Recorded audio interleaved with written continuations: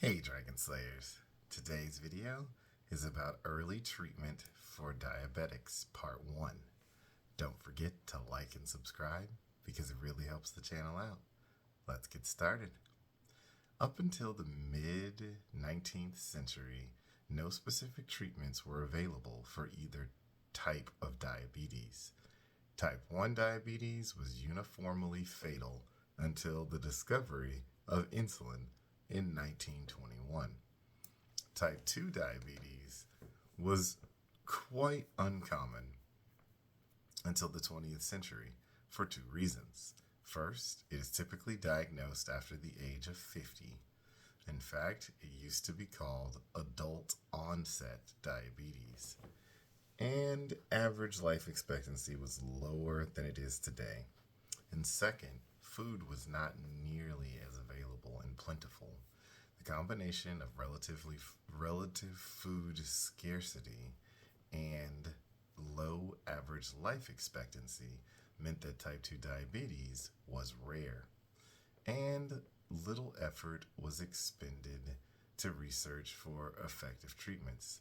It was generally accepted that diabetes was a uniformly fatal disease without any specific or effective treatment. This changed when Apollinaire, so they lived from 1806 to 1886, sometimes called the founder of modern diabetology. I cannot quite pronounce that.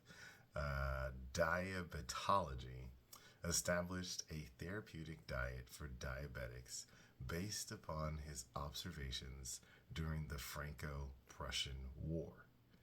Periodic starvation resulted in less urinary glucose excretion.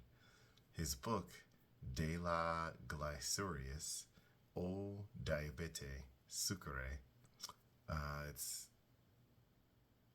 it's also known as Diabetes Mellitus, lays out his comprehensive dietary strategy, which forbade foods such as sugar and starches. This is eerily similar to the low-carbohydrate diets that have been recognized once again to be effective in the treatment of type 2 diabetes. And the turn of the 20th century, prominent American physicians Frederick Madison Allen and Elliot Joslin became the leading proponents of intensive dietary therapy for diabetes. Allen envisioned diabetes as a disease where the overstrained pancreas could no longer keep up with the demands of an excessive diet.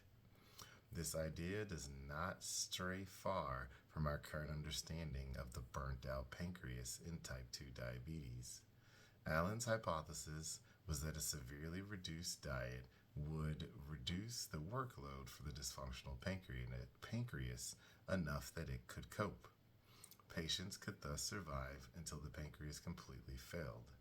Allen's starvation treatment was widely considered the best therapy, dietary or otherwise, until the discovery of insulin in 1921.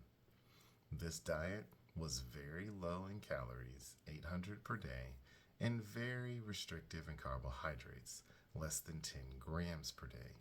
Patients were admitted to the hospital and treated with whiskey and black coffee every 2 hours from 7 a.m. to 7 p.m.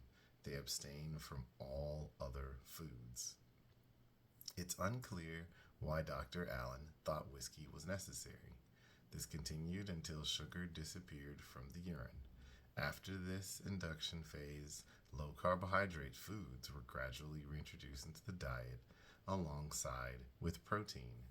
As long as the glucose in the urine remained low, this draconian restriction on foods resulted in many reports of adults weighing only 65 pounds.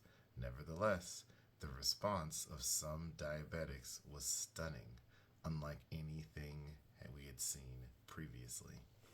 So that's what I've got for you guys today. Don't forget to like and subscribe because it really helps the channel out. And remember, guys, that together, you and I will slay the dreaded diabetes dragon.